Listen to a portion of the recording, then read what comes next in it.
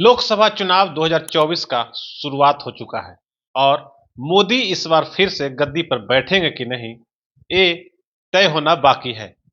लेकिन एनडीए की तरफ और महागठबंधन की तरफ, दोनों तरफ सीटों का बंटवारा लगभग हो चुका है। एनडीए ने ऐलान कर दिया है, महागठबंधन ने ऐलान तो नहीं किया है, लेकिन अपने लोगों को सिंबल देना शुरू कर दिया है। आरजेडी ने कई प्रत्याशियों को सिंबल भी दे दिया है।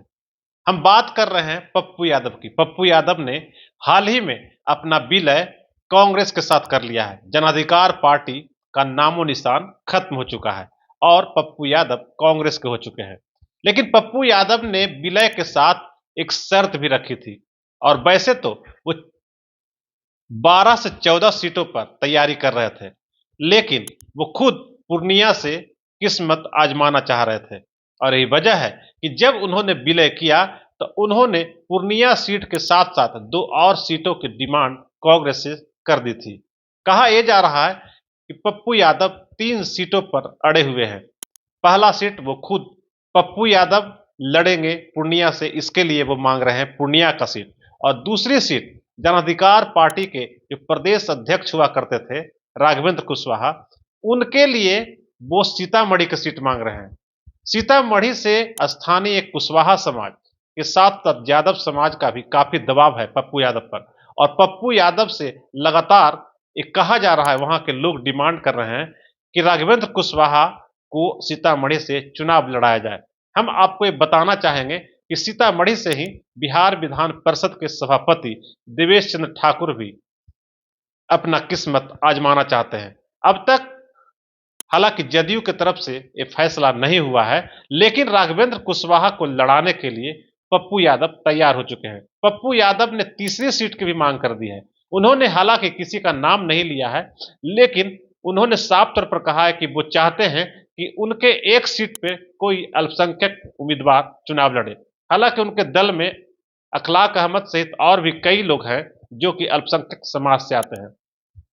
लेकिन सबसे बड़ी बात यह है कि पप्पू यादव जिन 2 सीटों पर अड़े हुए हैं, वो पहला सीट पूर्णिया है, जहां कि ग्रीन सिग्नल मिलने के बाद ही शायद वो अपना पार्टी का विलय किए थे।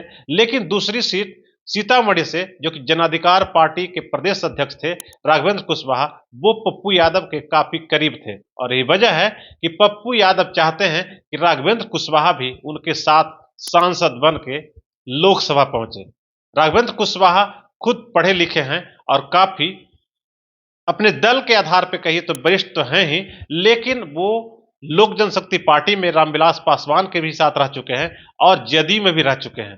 वो पहले चुनाव भी लड़ चुके हैं। एक तरह से उन्हें सभी तरह का राजनीतिक ज्ञान तो है ही। यही वजह है कि पप्पू यादव ने भरोसा करते हुए उन्हें प्रदेश का कमान सौंपा था। जब जनाधिकार पार्टी हुआ करता था, उस समय राघवेंद्र कुशवाहा प्रदेश अध्यक्ष हुआ करते थे और उनका जिम्मा था कि पूरे प्रदेश को एकजुट करके चले।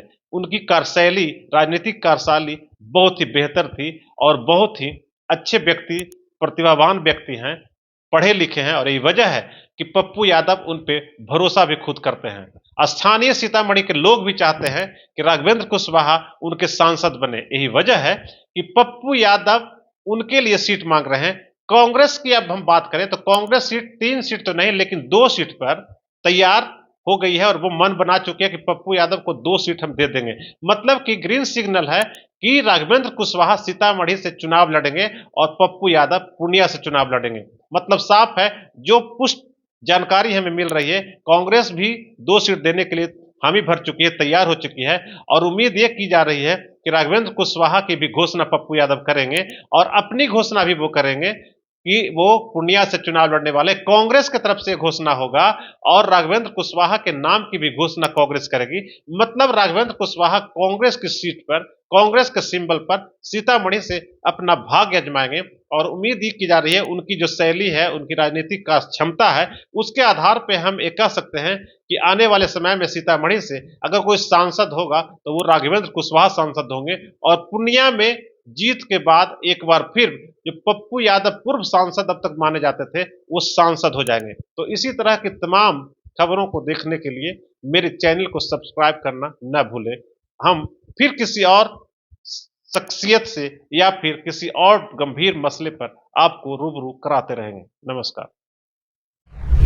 अगर आपको ये खबर अच्छी लगी तो चैनल को सब्सक्राइब करना नहीं भूलें और बेल आइकन जरूर दबाएं।